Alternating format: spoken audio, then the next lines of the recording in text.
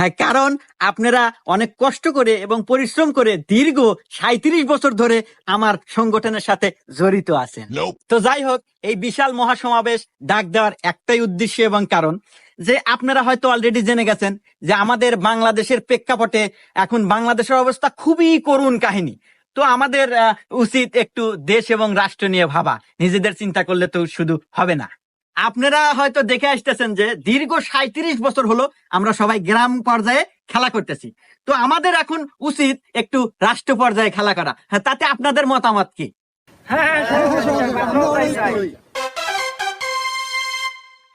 তো যাই হোক, আপনাদের উল্লাস দেখে আমার মনটা খুশিতে ভরে গেল, কারণ আপনাদের মনোবল অনেক শক্ত।